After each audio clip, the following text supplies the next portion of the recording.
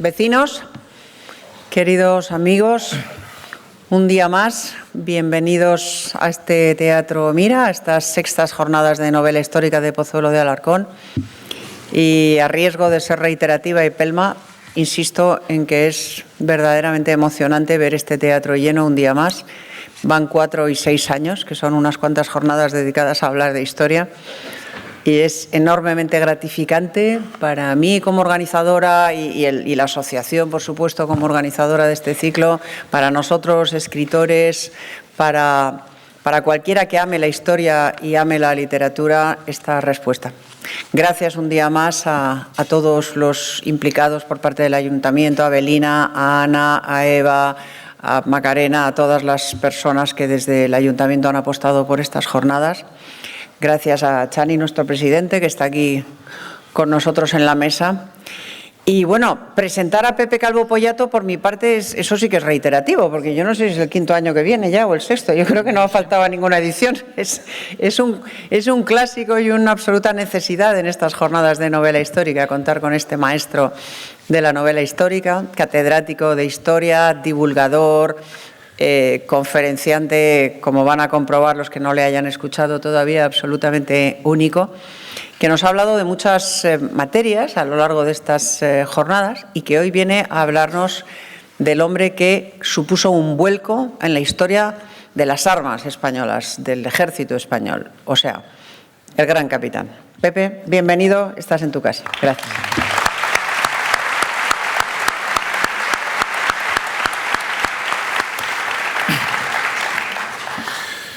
Me van a permitir que mis primeras palabras sean de agradecimiento a Isabel San Sebastián, alma de estas jornadas, y a nuestro presidente de Escritores con la Historia, Chani, por invitarme un año más. Agradecer al Ayuntamiento de Pozuelo el hacer posible que estas jornadas se celebren, y yo me uno a esos agradecimientos que Isabel ha hecho, a Belina, a Ana, en fin, a todas las personas, gracias a las cuales, pues fíjense, están las sillas, micrófonos, está todo organizado y todo es posible.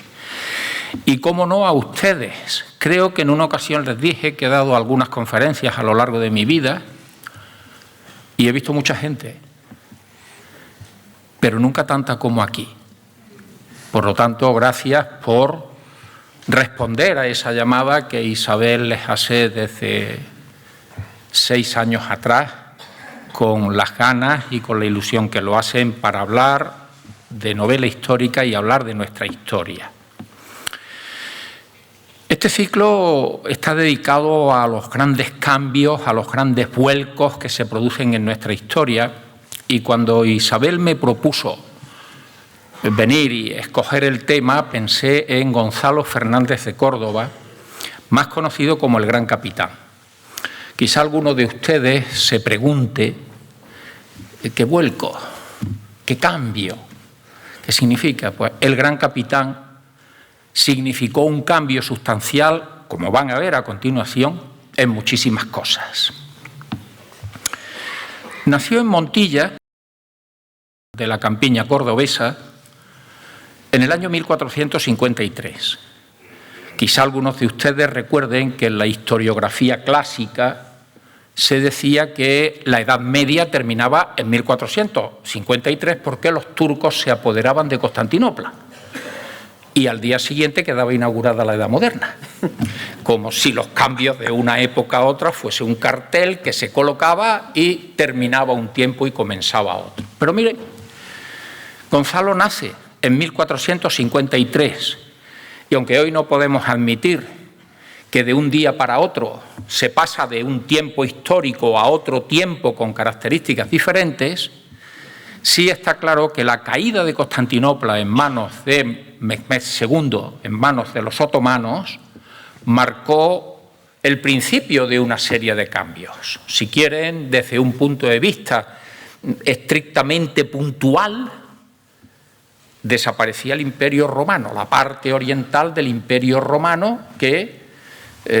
había fundado, al dividir el imperio, ya en la época de Constantino, con su capital en Constantinopla.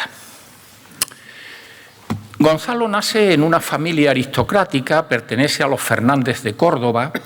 Los Fernández de Córdoba son la familia más importante del antiguo reino de Córdoba, de tal manera que sus miembros se reparten prácticamente todo el tercio sur de la provincia de Córdoba. El tercio sur de la actual provincia de Córdoba es todo lo que hay al sur del Guadalquivir prácticamente.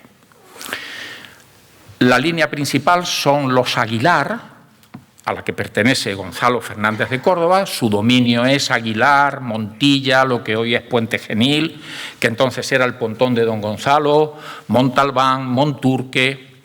Pero un poco más al sur está el Conde de Cabra, otro Fernández de Córdoba, que es señor de Cabra, de Rute, de Iznájar, de Baena, de Valenzuela. Y también está el Marqués de Comares, señor de Lucena. Es decir, los Fernández de Córdoba, las distintas ramas del linaje, se reparten todo ese tercio sur de la provincia de Córdoba, que es territorio señorial. Gonzalo nace en uno de esos linajes, pero es un segundón.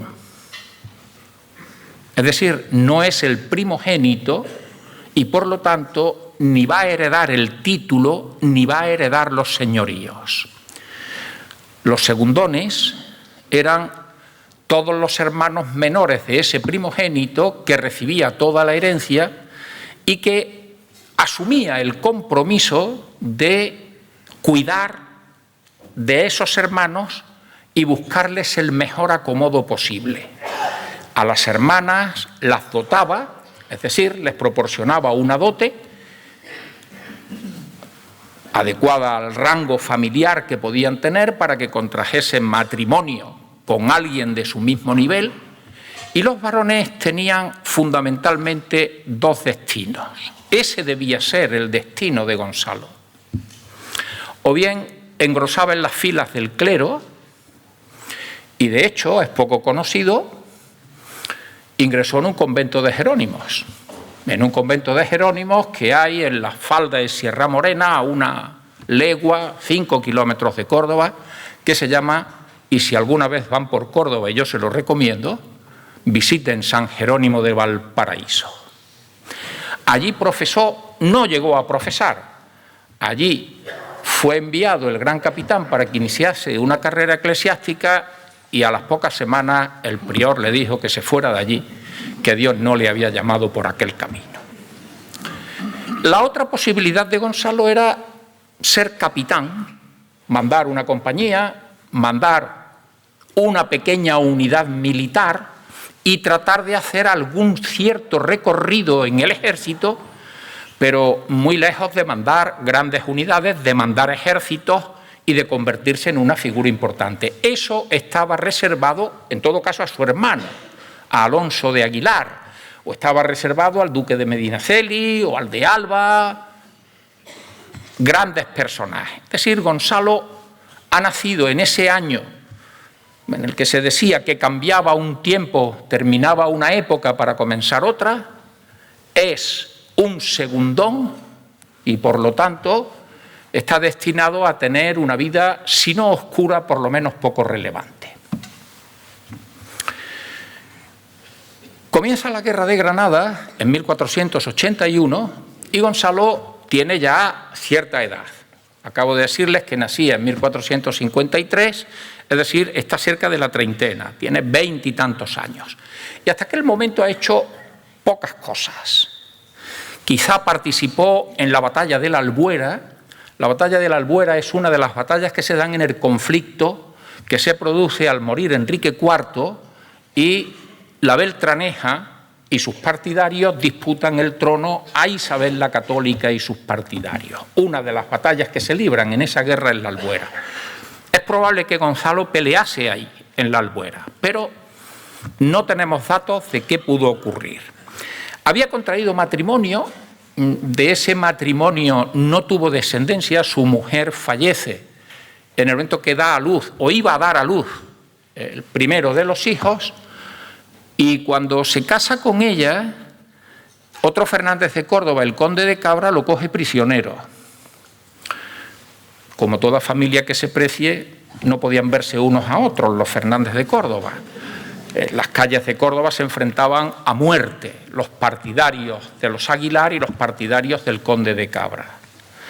Don Pedro de Aguilar, padre de Gonzalo, había detenido al conde de Cabra, es histórico, y lo había tenido 6 meses en una jaula. Se cuenta que don Diego, para vengarse de aquello, apresó al hijo de don Pedro, a Gonzalo, cuando estaba en Santa Ella, y también lo tuvo en una jaula. Esto no está demostrado. Como les decía, Gonzalo ha hecho poco hasta este momento y va a participar en la campaña de Granada como capitán de una compañía. Es decir, como uno de los muchos capitanes que el ejército de los Reyes Católicos tiene en aquella guerra contra los sultanes de Granada. Y pelea, a mí siempre me ha parecido, no ya solo por la razón geográfica, sino por las consecuencias que se derivaron, participa en la batalla de Lucena. Miren, la guerra de Granada fue una guerra en la que no hubo grandes batallas. Fue una guerra de asedios. Hay que asediar Baza, Málaga, Ronda, Loja, pero se da una batalla en Lucena. Y allí hay un Fernández de Córdoba, ya se lo he dicho antes, el marqués de Comares. Este pide ayuda a los demás Fernández de Córdoba que, pese a las rencillas y las diferencias familiares, acudieron todos. Era la lucha contra el moro, era la lucha contra el enemigo. Y en esa batalla cae prisionero Boabdil. Ahí se conocen Gonzalo Fernández de Córdoba y Boabdil.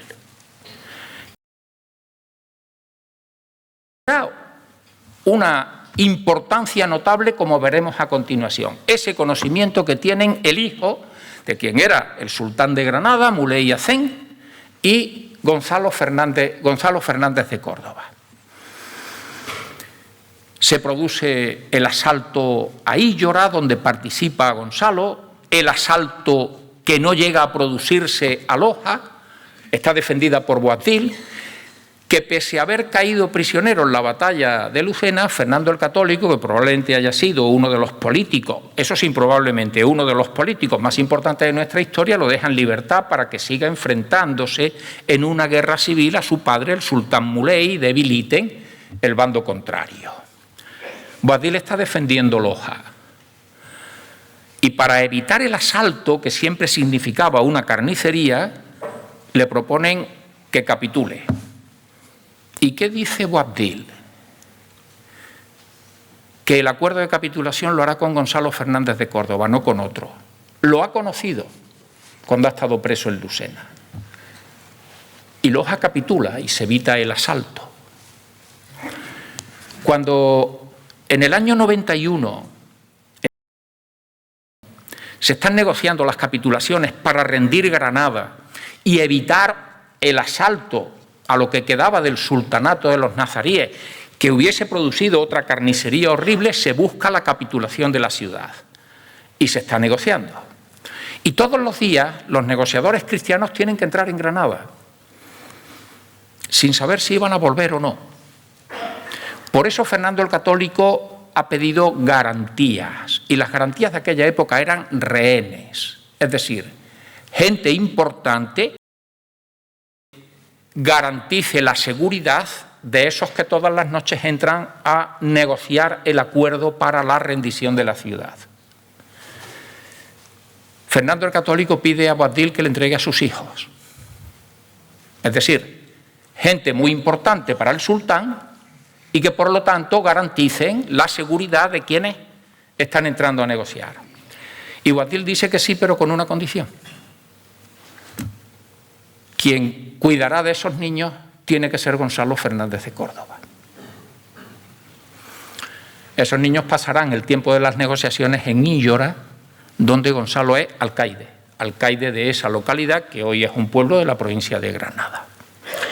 ¿Por qué ha ido ocurriendo esto? Pues ha ido ocurriendo porque Gonzalo Fernández de Córdoba se ha formado en las ideas de Diego de Valera,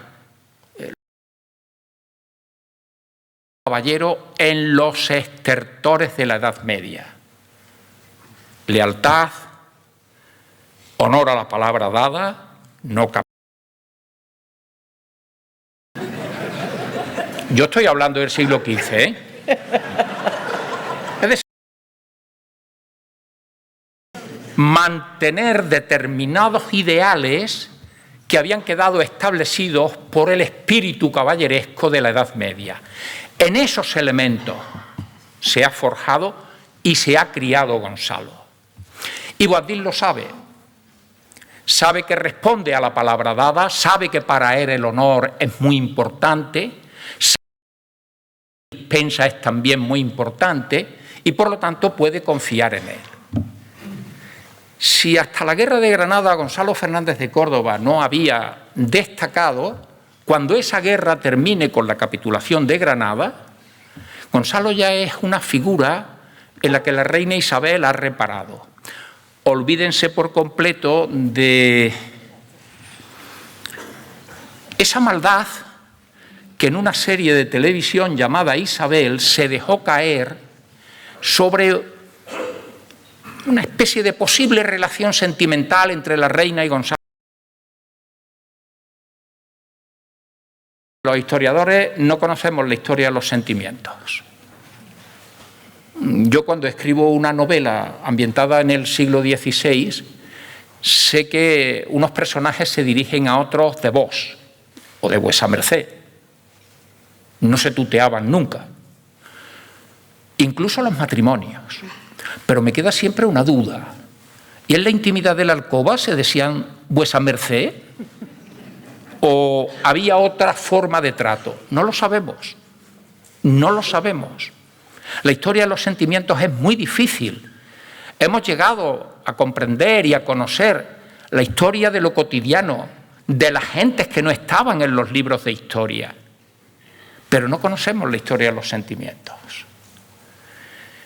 Pero si Gonzalo Fernández de Córdoba se ha formado en esos principios de Diego de Valera, en esos principios caballerescos que caracterizaron la Edad Media, donde también existía lo que se llamaba el amor cortés. Gonzalo no mantuvo una relación sentimental con su reina. No era posible en los planteamientos de un caballero de la época. No era posible. ¿Que estuvo enamorado de Isabel? Pues yo no lo sé.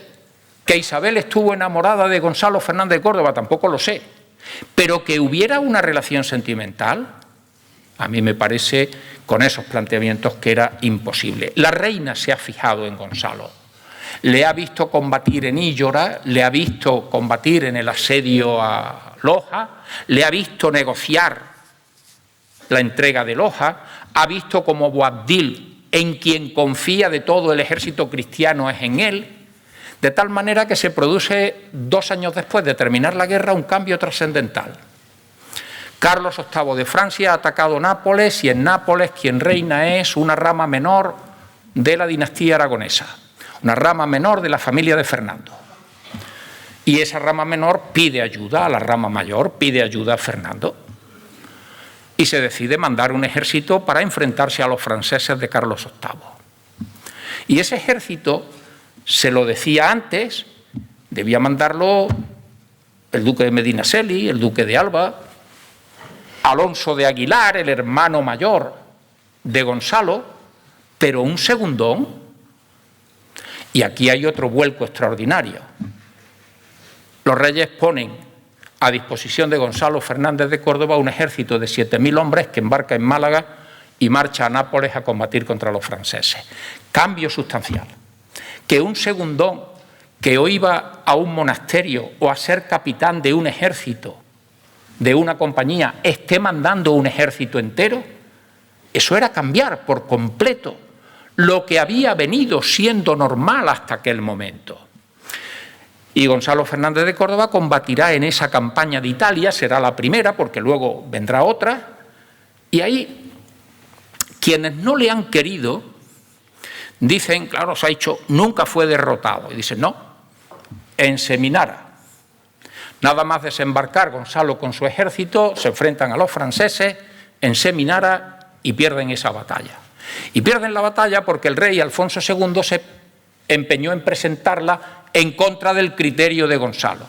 Y si Seminara no se convirtió en un desastre fue porque de antemano le dijo a algunos de sus capitanes que se prepararan para aguantar la retirada de manera que no se convirtiera en una desbandada. Sus tropas fueron derrotadas en Seminara, pero en las circunstancias que acabo de decirle. Pero después de Seminara vino Novara, vino Atella, y en Atella, en el 96, se produce un acontecimiento extraordinario.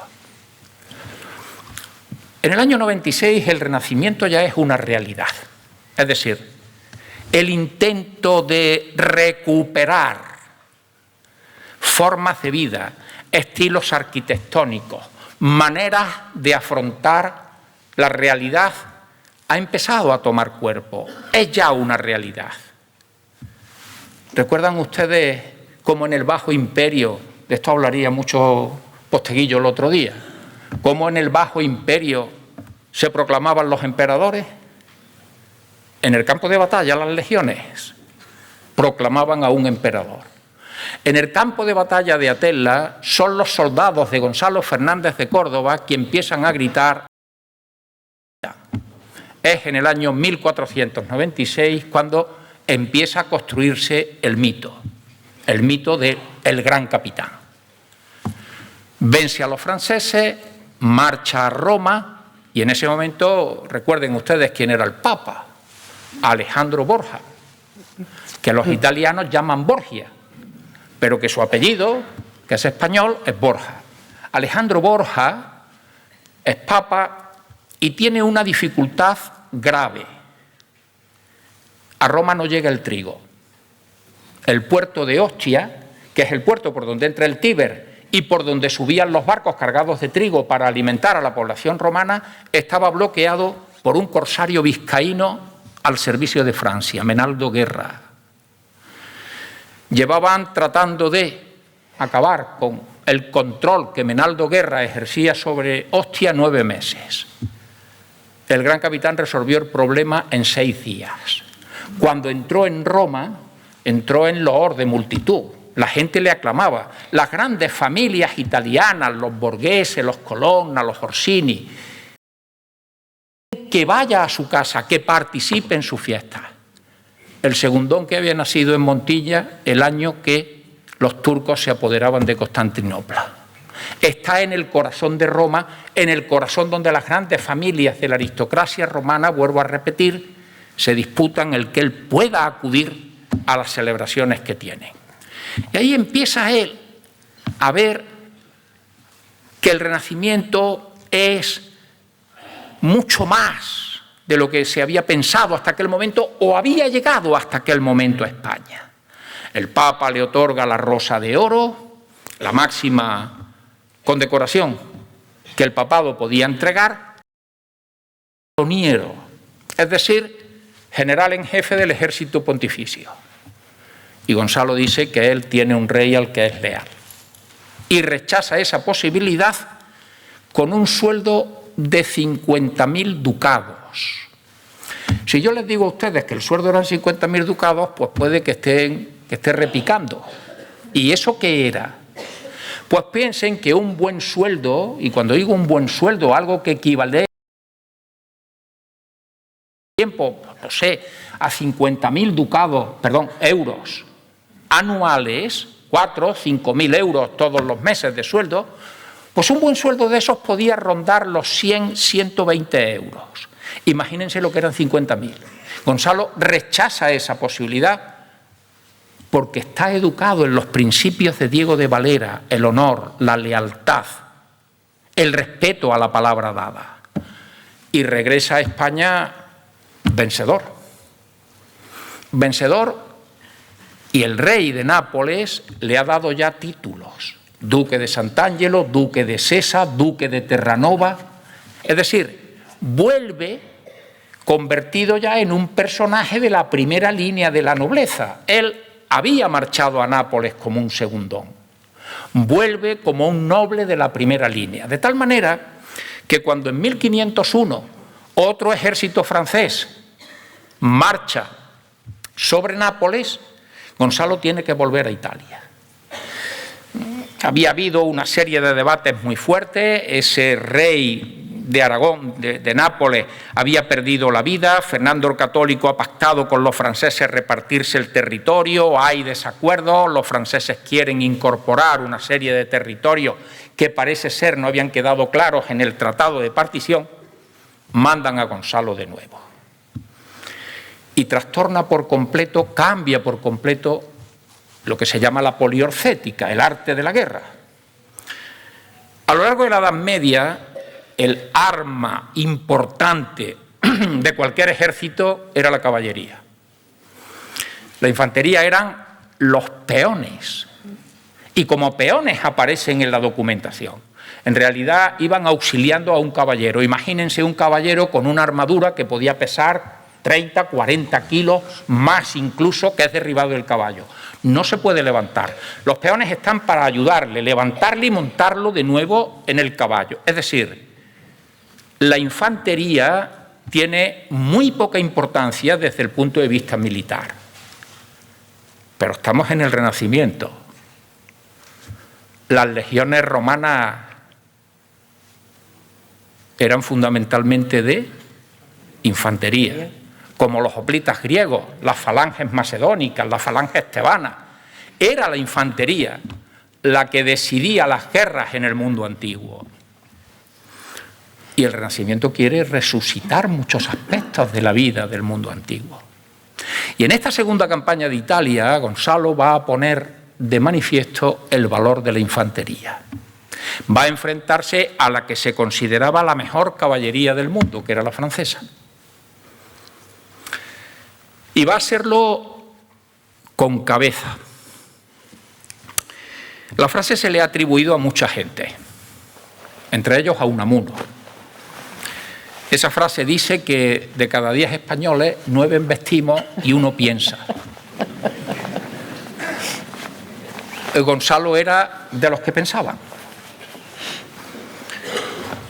Con su ejército está en una plaza que se llama Barletta y con una inferioridad numérica frente al ejército francés tal que sabe que no puede presentar batalla. Y se encierra en Barletta y le escribe a la reina diciéndole que necesita más hombres. Y en la corte sus amigos están diciendo que qué hace, que dónde está el honor, que por qué no sale al campo de batalla a enfrentarse a los franceses. Y Gonzalo no se altera, espera que le lleguen algunos hombres más. Y llegan. Y aunque está en inferioridad numérica con respecto al ejército francés, la diferencia ya no es tan grande. Y entonces escoge el sitio y el momento en que ha de enfrentarse a ese ejército francés que manda a un joven, Luis de Armagnac, el duque de Nemours, en los campos de Cerignola. ¿Qué escoge? Que la caballería francesa tenga que avanzar con el sol de frente a la caída de la tarde. Dio la batalla por la tarde, buscando que los franceses tuviesen el sol de frente. Atrincheró a su infantería, que destrozó a la caballería francesa, que no veía dónde estaban los infantes españoles que estaban destrozando las patas de los caballos y haciendo caer a esos jinetes. Cerignola es el final de la caballería y el éxito de la infantería. Fíjense, algunos años después, se ha dicho por ahí, el gran capitán crea los tercios. No creó los tercios se crean en el reinado de Carlos I en 1537. Pero quien ha creado el valor de esa infantería, que luego van a representar los tercios durante siglo y medio prácticamente, es Gonzalo Fernández de Córdoba. Vence a los franceses en Cerignola, los vence aquel mismo año, en 1503, a orillas del Garellano, hace una maniobra que se estudia en todos los textos de arte militar, están separados por el río. Allí, por cierto, enferma. Cogerá lo que se llamaba en la época tercianas y cuartanas, fiebres intermitentes, que era una pantanosa, el río, allí enferma o coge la enfermedad por primera vez. Había nevado, la batalla del Garellano se da entre el 28 y el 29 de diciembre. Todo estaba blanco. ¿Saben qué hizo Gonzalo? Comprar todo el lienzo blanco que había en los pueblos de alrededor. ¿Se pueden imaginar para qué? Vistió a varias de sus compañías de blanco, que se confundieron con el paisaje, cruzaron el Garellano y pudo coger a los franceses en una tenaza. Estaba poco menos que inventando el uniforme mimético que luego prácticamente todos los ejércitos del mundo han utilizado. Pero Gonzalo viste de blanco. En un momento en que el paisaje es blanco porque ha nevado, viste de blanco a una parte de su ejército. Los vence en el Garellano y pocos días después toma la Gaeta y los franceses entregan Nápoles. Ya le queda el límite, si en la Basilicata, si en la Capitanata, se retiran. Gonzalo es nombrado virrey. El segundón que había nacido en Montilla es el virrey de Nápoles. Ejerce un gobierno extraordinario y además con la capacidad de discutir alguna orden del rey. Esto en el reinado de Enrique IV era lo normal.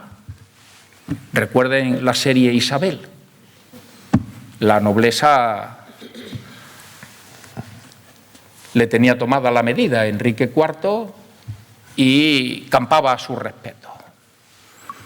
Han cambiado muchas cosas. El poder de la corona se ha fortalecido. Los reyes católicos han fortalecido el poder de la corona de una manera extraordinaria. Fíjense, algunos de los cargos más importantes de la corona de Castilla era el nombramiento de los maestres de las órdenes militares. Ser maestre de la Orden de Santiago con los enormes territorios que estaban en manos de la orden, caballeros, fortalezas, recursos económicos, ser maestre de Calatrava, ser maestre de Alcántara. Cuando fallecía un maestre, los reyes normalmente tenían un problema porque aspirantes a sustituir, a suceder a ese maestre que había fallecido había muchos. Y eso provocaba tensiones, provocaba enfrentamientos. ¿Qué hacen los reyes católicos en las Cortes de Toledo de 1480? Que conforme vayan muriendo los maestres de las órdenes, el siguiente maestre es el rey. Es decir, el rey incorpora al dominio de la corona todo el poder de las órdenes militares. Ese poder de la corona se ha fortalecido mucho. Enfrentarse a una decisión del rey en el año 1504, 1505, 1506, ya no estamos en 1470, han cambiado mucho las cosas, se ha producido un vuelco absoluto. La nobleza tendrá ya poder económico, prestigio social, pero está perdiendo el poder político. Han empezado a surgir los ejércitos nacionales, quien convoca al ejército es el rey. Ya el ejército no es la suma de las mesnadas del duque tal, del conde cual, del marqués, no, es el ejército del rey. Fíjense, bueno, pues Gonzalo será capaz de desobedecer órdenes del rey, siendo virrey de Nápoles. Por ejemplo, le llega el mandato de que debe expulsar a todos los judíos del reino. La rama de los Aguilar, de los Fernández de Córdoba, siempre protegió a los judíos. Probablemente Gonzalo tiene la genética de su familia. Y le contesta al rey diciendo, no conviene al reino. Eso en 1504, en 1505 había pocos capaces de hacerlo en beneficio del reino, aunque fuese en contra de la voluntad del rey. Lo hace Gonzalo. La reina ha muerto, Isabel ha muerto y Fernando asume la regencia de la corona de Castilla, en una situación de tensión y de conflicto con su yerno. Ya saben, Felipe el Hermoso, el guapo. Sigo hablando del siglo XVI. Y de Felipe. Y de Felipe. Esa tensión lleva a Fernando el Católico al encuentro de Villafáfila en la primavera de 1506 y tiene que marcharse de Castilla. Saben ustedes que 3 meses después Felipe el Hermoso muere. Los libros que ustedes estudiaron en bachillerato pone que jugó un partido de pelota y bebió un jarro de agua fría. Vamos a dejarlo ahí. Muere Felipe y Fernando puede recuperar de nuevo la regencia. Cuando Fernando se ha tenido que marchar de Castilla, mucha de la nobleza que había metido en cintura en la época en que reinaba con Isabel, se ha puesto al lado de Felipe, de su yerno. Saben que con Felipe el Hermoso tienen la posibilidad de revivir tiempos anteriores que habían desaparecido con Fernando. Y cuando Fernando regresa, regresa dispuesto a ajustar cuentas. Y uno de los que habían formado parte de ese grupo de nobles que se ha enfrentado al rey apoyando las pretensiones de Felipe el Hermoso era el sobrino del gran capitán, el hijo de su hermano mayor, que había muerto luchando contra los musulmanes en Sierra Bermeja, pero todo el patrimonio de los Fernández de Córdoba no lo heredaba Gonzalo. Gonzalo allí era segundón. Será el hijo del primogénito. Pedro Fernández de Córdoba ha sido de los que ha estado al lado de Felipe el Hermoso y procurando que Fernando se tenga que marchar. Antes de volver Fernando a Castilla, porque no se fía de Gonzalo, que es otro Fernández de Córdoba. Y ha marchado para que le entregue el virreinato. Y le promete, fíjense, ser maestre de la Orden de Santiago. Una contradicción absoluta con la política que la corona había venido desarrollando de concentrar el poder, entre otros los maestrazgos de las órdenes militares. Eso es lo que le promete a Gonzalo Fernández de Córdoba, yo creo que como tentación para que no creara mayores problemas, o no creara problema alguno en Nápoles. Gonzalo regresa a España, nunca será maestre de Santiago, el rey lo va postergando una y otra vez, hasta que termina dándole como destino ser alcaide de Loja, la ciudad que él había conseguido que capitulase en tiempo de Boabdil. La comparación actual podría ser que quien ha sido virrey en Nápoles, uno de los vicepresidentes del gobierno de hoy, y de pronto deja de ser virrey y le dicen que vaya de alcaide a una localidad en el corazón de Granada, comandante de puesto de la Guardia Civil. Y Gonzalo se marcha a Loja, a ser alcaide de Loja, porque su rey se lo ha mandado. Esa formación en los principios de la caballería, en los principios de Diego de Valera, lealtad, honor, etcétera, etcétera. Y se marcha a Loja. Y en Loja instalará una corte que recuerda a las cortes romanas de las familias romanas del Renacimiento. Protege a músicos, protege a escritores, protege a escultores. Hacía una pregunta: si habían estado en la corte por regla general en aquella época estaba en Burgos, que si habían estado, que sí les hacía otra pregunta: ¿cuánto os ha pagado el rey? Para él pagarle más y quedar en ese sentido. En el año 1512 se produce un acontecimiento extraordinario. Gonzalo está en Loja de alcaide y a Burgos llega la noticia de que el ejército español ha sido derrotado por los franceses en Italia. Ejército español que está en ese momento coaligado con la República de Venecia y con el papado. Y los venecianos y el papa le escriben a Fernando el Católico diciéndole que el que tiene que regresar a Italia es el gran capitán, que lo que ha ocurrido en Rávena quizá no hubiese ocurrido si el que más ha sido él. La presión es tan fuerte sobre Fernando el Católico que escribe a Gonzalo que acude rápidamente a Burgos y le encomienda que prepare un ejército para marchar por tercera vez a Italia, a regañadientes por parte del rey, por parte de Fernando.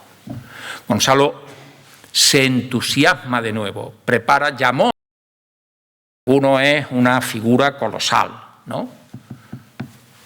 Mudarra, Mendoza, García de Paredes. García de Paredes es un extremeño extraordinario. Le llamaban sus contemporáneos el Sansón de Extremadura. En Extremadura hay una polémica si era de Trujillo, era de Mérida. Era un hombre de una fortaleza extraordinaria y de él se cuentan algunas historias verdaderamente llamativas. Yo le voy a recordar dos. Una, estando su madre enferma, quería agua bendita. Arrancó la pila del agua bendita de la iglesia y se la llevó.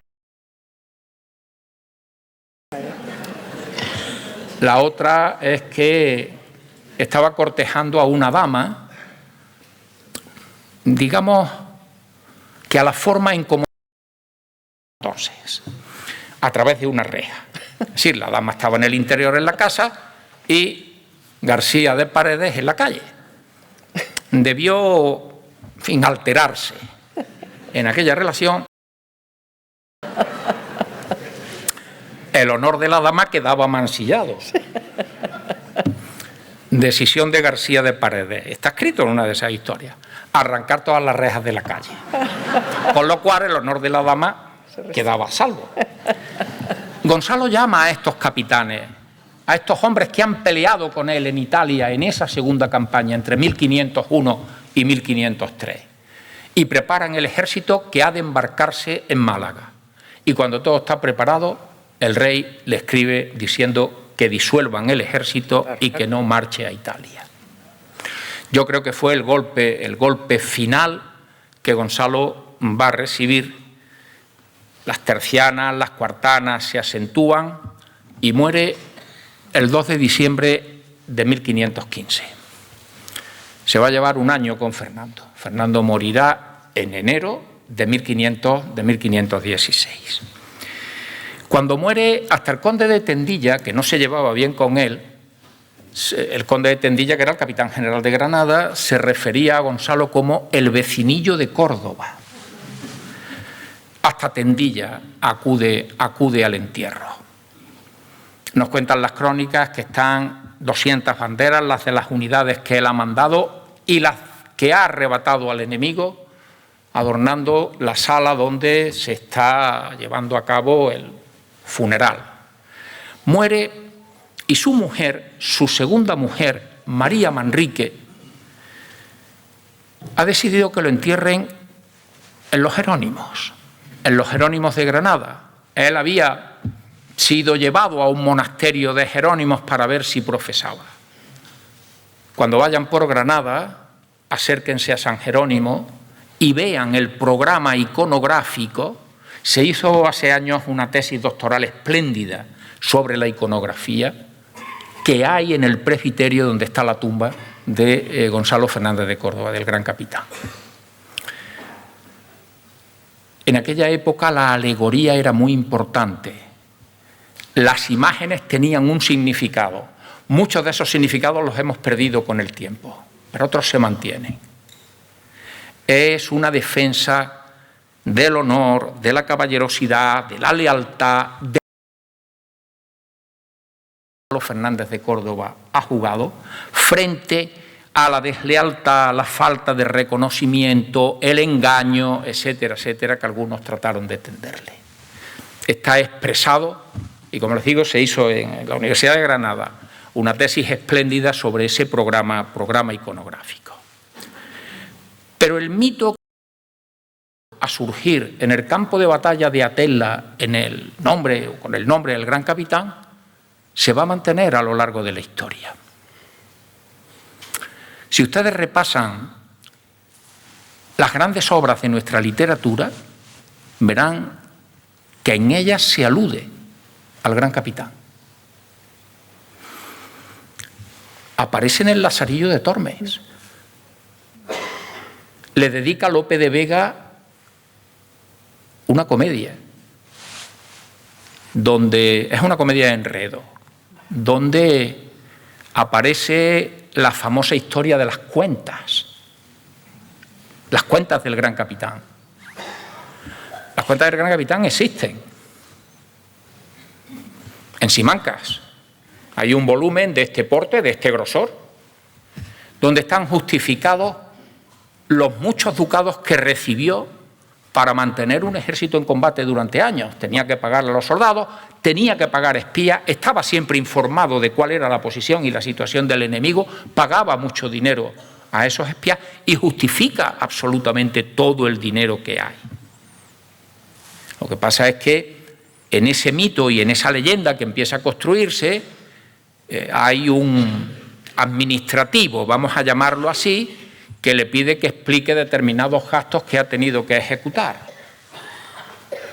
Y el mito es las cuentas que da en ese momento y que todos ustedes conocen, aquello de 100.000 ducados por componer campanas que se han roto doblando por las victorias de vuestras tropas que he mandado yo, ¿no? O en guantes de perfume para que vuestros soldados no queden, en fin, apestados del mal olor de los enemigos muertos en el campo de batalla. Y terminaba con la frase terrible, ¿no? Y 1.000.000 de ducados por pedirle cuentas a quien os ha entregado un reino. En el caso de Nápoles. Pero las cuentas, como les he dicho, existen. Esa parte forma el mito. Y les decía que en las obras de literatura aparece en el Lazarillo, le dedica una obra Lope de Vega, aparece en el Quijote, y aparece en el Quijote de una manera espléndida. Me van a permitir que les lea el párrafo donde aparece en el Quijote, quiero leérselo tal y como aparece, y el significado que tiene. El momento en que aparece esa alusión al gran capitán es cuando el cura y el barbero están expurgando los libros de Don Quijote, están quitándolos de en medio, quemándolos, etcétera, etcétera, porque claro, el médico ha dicho que lo que ha perdido el seso se ha vuelto loco leyendo libros de caballería, ¿no? Y el ventero, estaban en una venta, los otros eliminando libros, el cura y el barbero, si el ventero, entrando en su aposento, sacó de una maletilla vieja cerrada por una cadenilla y abriéndola halló en ella 3 libros grandes y unos papeles de muy buena letra escritos a mano. El primer libro que abrió vio que era Don Cirongiglio de Tracia y el otro Don Felismarte de Hircania y el otro la historia del gran capitán Gonzalo Fernández de Córdoba con la vida de García de Paredes, el gigante de Extremadura. Quemaron los otros 2 libros, el de Don Cirongiglio, pero dijo el cura al ventero: mas si alguno quiere quemar el del gran capitán y de ese Diego García, que antes dejaré quemar un hijo que dejar quemar ninguno de esos otros. Hermano mío, dijo el cura, estos 2 libros son mentirosos, Don Cirongiglio y Felismarte, y están llenos de disparates y devaneos. Y este del gran capitán es historia, tiene los hechos de Gonzalo Fernández de Córdoba, el cual, por sus muchas y grandes hazañas, mereció ser llamado de todo el mundo el gran capitán. Renombre famoso y claro, y de él solo merecido. 1791, damos un salto, escribió sobre él Góngora diciendo que había vencido a los estoques franceses y los alfanjes maometanos, se apoderó de Cefalonia, el gran capitán, en otro momento. En 1791, en Francia, se está en plena revolución.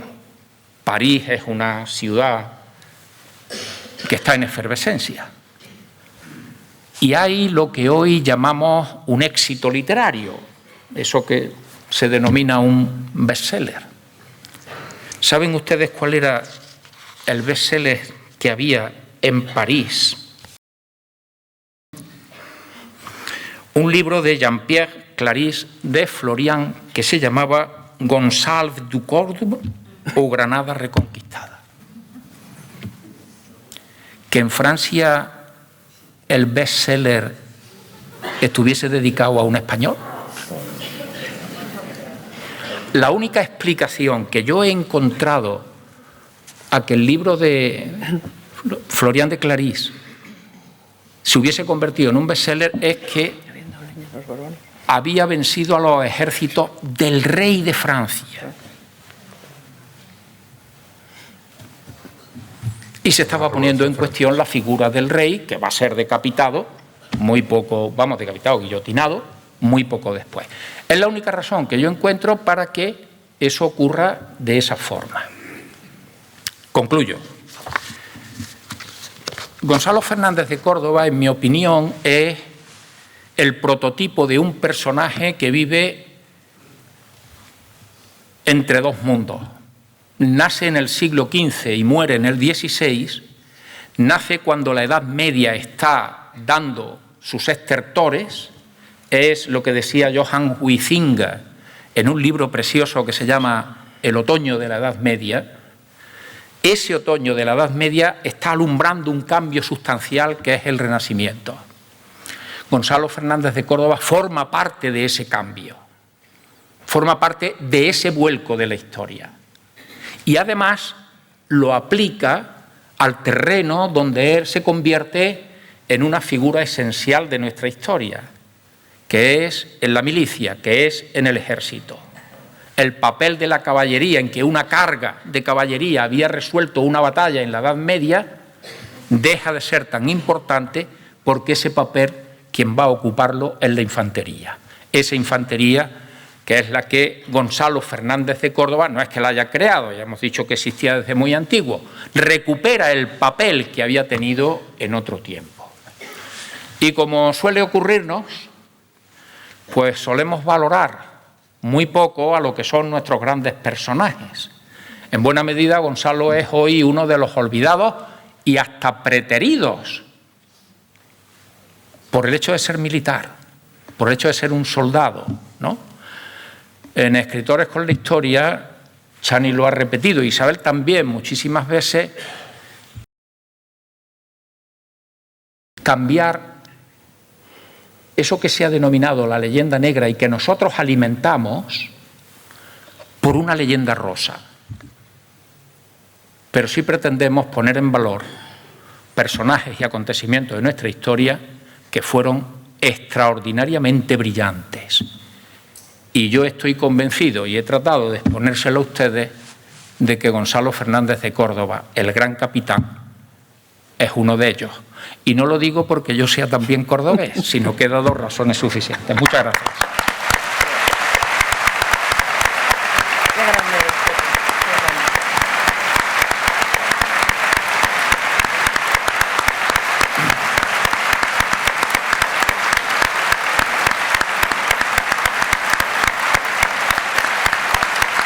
Gracias.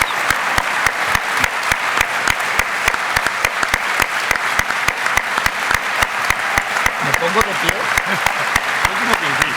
Bueno, voy a hacer como en la ópera.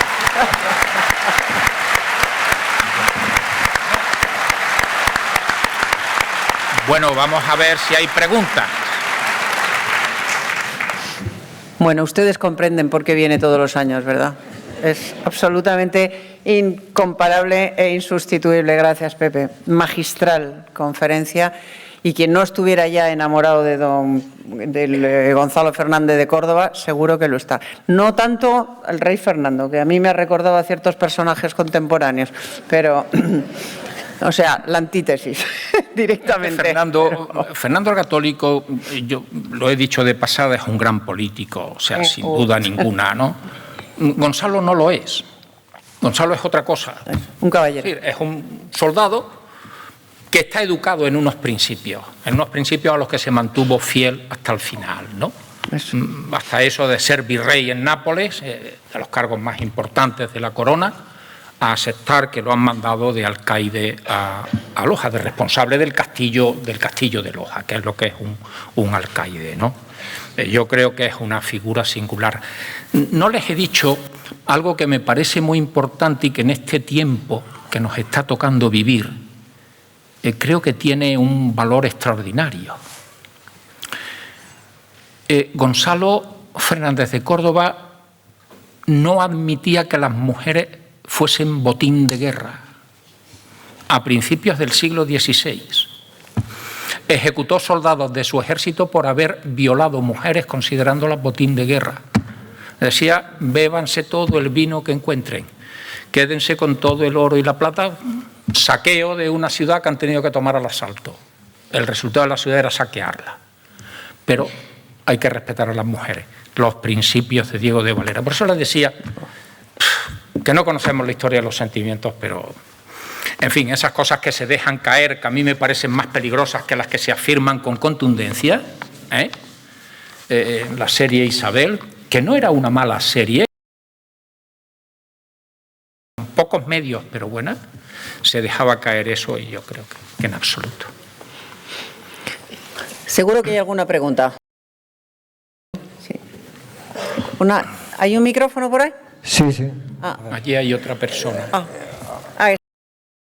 La mano aquí, sí. ¿Dónde?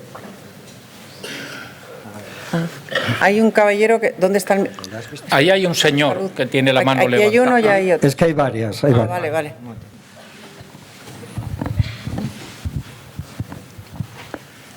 Buenas tardes y gracias por su maravillosa exposición. Quería preguntarle por los restos del gran capitán.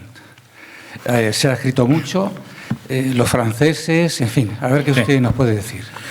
Sí, el gran capitán, cuando muere en Granada. Él se marcha de Loja a Granada unas semanas antes de morir.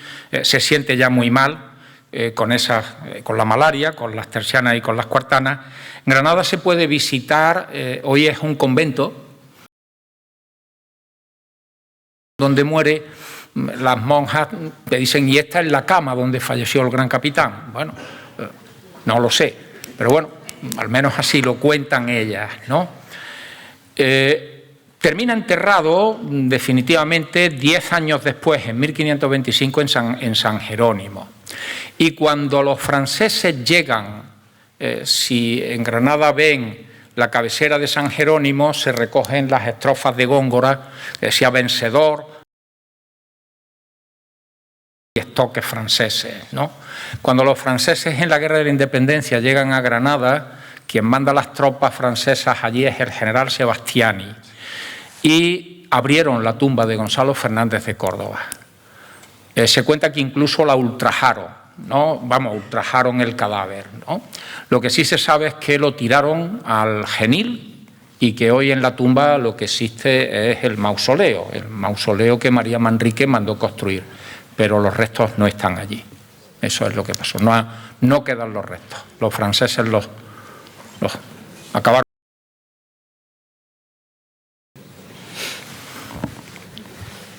Aquí. Bueno, felicitaciones por descontado, por supuesto. El mismo general Sebastiani fue el que robó toda la colección de pintura del conde duque de Olivares en Loeches, que se llevó 217 cuadros de la más alta calidad. Velázquez, Tiziano, Rubens fueron a Francia y desaparecieron. Eso nadie lo cuenta. Bien, mi pregunta era, de Paredes, que es un personaje admirable, ¿qué influencia tuvo en la conquista de Barletta el famoso desafío de Barletta? Hombre, consecuencias no tuvo ninguna. En realidad aquello era... Le decía antes que Gonzalo Fernández de Córdoba vive un poco a caballo entre el siglo XV, el siglo XVI, un mundo que se acaba, otro que piensa en ese vuelco. El desafío de Barletta es propio de caballeros, un reto de una docena de caballeros que se enfrentan unos con otros. No tiene mayor valor ni mayor importancia que el combate que sostienen en las puertas de Barletta, ¿no? Cuando Gonzalo está allí encerrado, los franceses tratan de provocarlo una y otra vez, que salga a pelear, porque es muy clara, y entonces lo que deciden es esa lucha personal de un grupo de caballeros contra otros, pero no tiene mayores consecuencias. ¿Perdón? Sí, bueno, bien, vamos. Estaba García de Paredes, que era difícil de debatir, ¿no? Adelante. No le voy a dar la enhorabuena porque ya se lo han dado mucha gente. Lo único pedirle que siga viniendo, por favor. Bueno, eso yo depende de lo que me diga Isabel, que eso está es la Seguro que se lo va a pedir. Bueno. Bueno, primero, decir lo orgulloso que me siento cuando oigo hablar de una persona española como esa. Que me siento orgulloso de ser español. Pero la siguiente pregunta es, ¿cómo es posible que todos esos valores de honradez, de fidelidad, de, no sé, de todo de esa manera? Y que en este momento estemos pasando por lo que estamos pasando. ¿Qué ha ido ocurriendo a lo largo de estos siglos? Hombre, la pregunta que usted me hace es que tendría una conferencia, ¿no? Sí. Es decir, ¿por qué se han ido perdiendo determinados valores que adornaron una época? Yo creo que la gente de un determinado periodo son personas de su tiempo y que por lo tanto responden la escala de valores que existe en su tiempo, que no es la escala de valores que nosotros tenemos, es completamente distinta, como usted ha dicho muy bien. A mí, por ejemplo, me indigna cuando la figura del cardenal Cisneros quemó, y yo no voy a justificarlo, una serie importante de libros musulmanes en Granada, en la plaza de Vivarrambla, ¿no? Cisneros es un personaje de su tiempo y hay que entender por qué hacen esas cosas en ese tiempo. Y lo digo en el caso de Cisneros porque yo era o sea que imagínense ya los años que han pasado, cuando otro ya muerto, un hispanista, se llama, habrán oído ustedes hablar de él, Josep Pérez, que escribió una magnífica, yo creo la mejor biografía que se ha escrito sobre Cisneros. A mí me dijo Pérez, estando en Santander, en la Magdalena, me dijo: Calvo, no olvide usted que Cisneros es el político más importante de Europa en la primera mitad del siglo XVI. Yo no acababa de entenderlo entonces. Hoy lo entiendo perfectamente. Es decir, Cisneros tiene una determinada visión en aquel momento de lo que es la política, le preocupa mucho menos lo que está ocurriendo, por ejemplo, al otro lado del Atlántico, que es la gran amenaza que siempre tuvo la península. Y por lo tanto lanza sus campañas norteafricanas. Si se va a Toledo, en la capilla mozárabe de la Catedral de Toledo está la conquista de Orán, que él impulsa porque sabe que el peligro está allí. Es decir, tiene una visión muy crea la Universidad de Alcalá, impulsa la edición de la Biblia políglota, recupera a Nebrija, en fin, que por el cainismo universitario, que está muy extendido, tuvo que irse, se fue de Salamanca enfadado. Yo creo que en Salamanca todavía piden perdón por lo que hicieron con Nebrija, ¿no? ¿Vamos? Entonces, la gente de una época tiene unos valores. Y yo creo que a nosotros, en el siglo XIX, se produce otro de esos vuelcos a los que se ha referido Isabel, y es con el final de lo que se ha denominado, lo digo históricamente, el antiguo régimen. El antiguo régimen es el poder absoluto de la monarquía, la sociedad estamental, la economía basada en la actividad primaria, agricultura y ganadería fundamentalmente, industrial, aparecen las constituciones, desaparece la burguesía, impulsa que desaparezca la sociedad estamental y aparezca una sociedad de clases. Ya no es importante pertenecer a una familia sino tener dinero. Es decir, familias arruinadas pusieron blasones y se unieron blasones y millones, muchos en el siglo XIX. Ahí se produce una transformación profunda de la sociedad, pero claro, es que para eso necesitaríamos ya ni siquiera una conferencia, sino casi un curso para poder explicar todo ese cambio. ¿Y cómo hemos llegado a esto? Una sociedad donde los valores que se representaban han sido sustituidos por el valor del dinero, que es el principal valor de nuestro tiempo. Pues claro, a partir de ahí absolutamente todo cambia. Pero fíjese, yo esto lo he repetido muchas veces, no sé si incluso lo he dicho alguna vez aquí en Pozuelo. Yo siempre he recordado y he pedido que se recuerde para poder entender esto, ¿no?, de la escala de valores de la gente de una época. Los versos que aparecen en el alcalde de Zalamea, puestos en boca de Pedro Crespo, el alcalde, cuando le dice al rey: Señor, la hacienda y la vida al rey se han de dar, pero el honor es patrimonio del alma y el alma solo es de Dios. ¿Qué está diciendo Crespo? Que al rey se le puede entregar el dinero, que se le puede entregar la vida, pero que con el honor no se juega. Su escala de valores sitúa el honor por encima del dinero y por encima hasta de la propia vida. Hoy, ¿quién defendería frente al dinero el honor? Pues ya tiene una de las explicaciones de por qué estamos donde estamos. Pero ojo, no solo nosotros, Todo el mundo. no solo nosotros, Esto está ocurriendo en toda la civilización occidental por lo pronto, que en parte nos estamos suicidando. O sea, yo no sé, la historia te permite quizá entender algunas cosas del presente porque son herederas del pasado. Desde luego lo que no te permite es adivinar el futuro, de ninguna de las maneras. Pero tengo la impresión de que hemos entrado en un camino complicado. Pienso lo mismo que usted. No, tampoco nos vamos a suicidar, tiene cosas buenas esta época también. Por ejemplo, ya no te mueres de fiebre terciana. Vamos a ver. ¿Alguna cosa buena tiene? Esta sociedad tiene muchísimas ventajas sobre sociedades de otro tiempo, ¿no? De hecho, por ejemplo, miren, la pobreza en el mundo, que es algo que a veces a nosotros nos pilla demasiado lejos y por lo tanto no le damos valor, ha disminuido de manera sustancial en los últimos 30 años. Es decir, que hay 3 millones de personas pasando hambre, no las vemos, como si no existieran los medios de comunicación, tampoco le prestan una gran atención, salvo el día del hambre, no sé qué, que sí, que nos lo cuentan muchas veces y ya hasta el año siguiente, ¿no? Bueno, cuando eso se ha reducido de manera sustancial, eso es muy importante, ¿no? Creo yo. Pero yo me he referido a los valores, no a la capacidad material de la sociedad occidental, sino a nuestra escala de valores. Hoy leía en un periódico lo siguiente, fíjese que es una cosa menor, pero yo creo que es significativa. Ayer empezó la Cuaresma, es decir, un periodo importante dentro del calendario religioso de los cristianos o de los católicos, si quiere. ¿Han dicho algo los medios de comunicación? No. ¿Y cuándo empieza el Ramadán? Sí, siempre.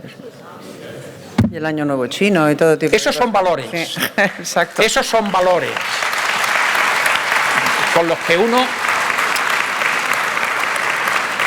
uno puede estar de acuerdo o no estar de acuerdo. Es decir, yo no voy ahora aquí a desvelar. Pero yo estoy constatando una realidad. La sociedad española, al menos sociológicamente, es cristiana. Otra cosa es cuánta gente va a misa los domingos, cuántos se bautizan, cuántos se casan por la iglesia, etcétera, etcétera. Pero sociológicamente somos cristianos. Bueno, pues ahí tiene lo que... Que conste que estoy... Simplemente era de hecho, por eso organizamos estas jornadas, por eso escribimos novelas, por eso creamos la Asociación Escritores con la Historia, con el fin de reivindicar esos valores históricos, precisamente. Igual tenemos tiempo para dos preguntas y son rápidas. Las dos últimas, porque luego supongo que querrán que Pepe les firme muchos libros. Una cosa muy sencillita. En primer lugar, por supuesto, felicitarle... Perdón, ¿dónde está? Que no... Ahí está, señora. Ah, perdón. Felicitarle por la maravillosa conferencia que nos ha dado. Muchas gracias. Pero a mí hay una cosa que siempre me llama la atención.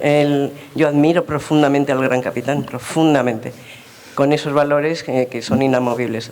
¿Por qué el rey católico no parecía tener los mismos valores? No parecía, no lo sé. No parecía tener los mismos valores que el gran capitán.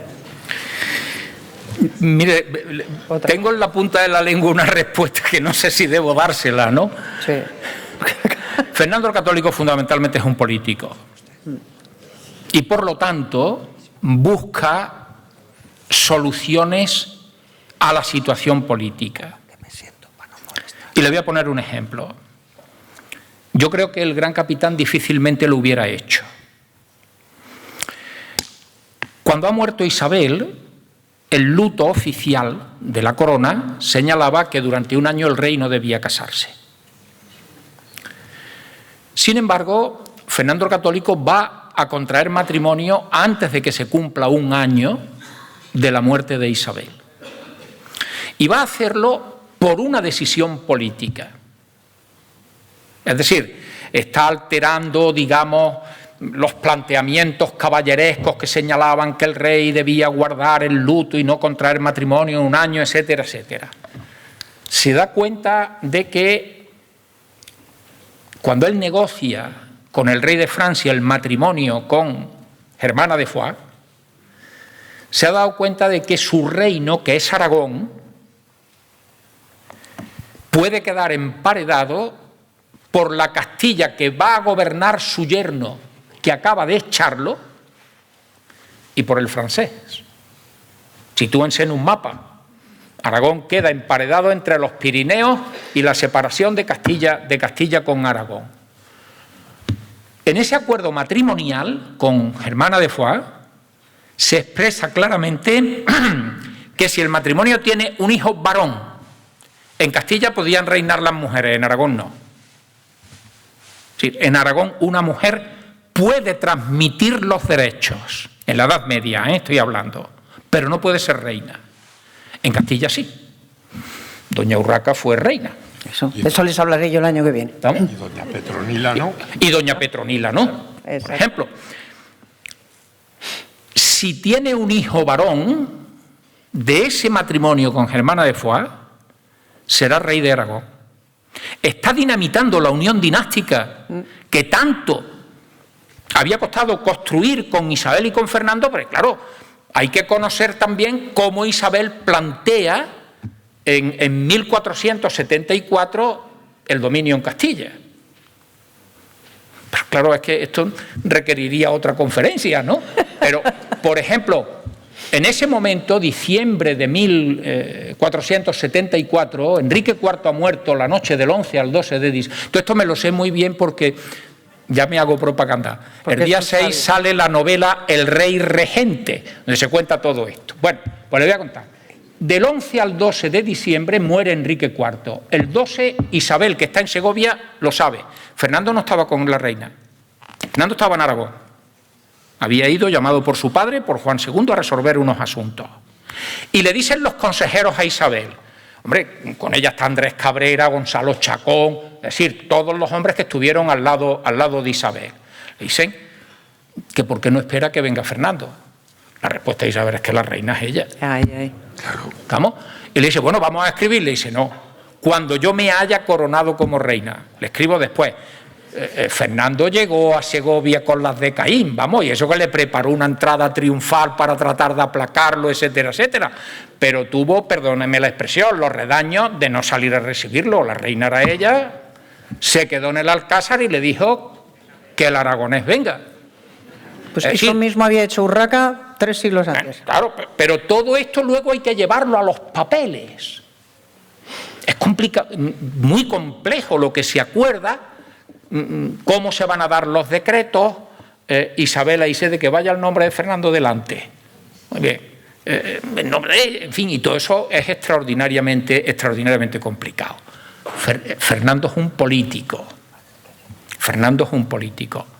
Gonzalo Fernández de Córdoba no. No quiero decir que los políticos sean malos y los que no son políticos sean buenos. Hombre, un poco sí. No. Última pregunta.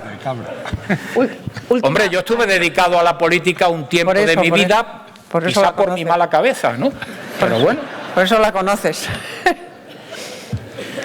Última pregunta. No, aquí. Mi pregunta está un poco relacionada con la anterior. Y solamente me llama mucho la atención qué otras razones más oscuras podía haber detrás de la decisión de quitarle el virreinato cuando lo hizo y mandarle al alcaide, y luego la última decisión cuando ya tenía los ejércitos para ir a Italia y decirle que no, y qué consecuencia tuvo eso para España en cuanto a sus dominios en Italia y el dominio francés en ese momento. ¿Qué consecuencia tuvo esa decisión? Sí. Después de la batalla de Rávena, el virrey que hay en Nápoles, que no recuerdo ahora mismo el nombre, se me ha ido, no era un Moncada.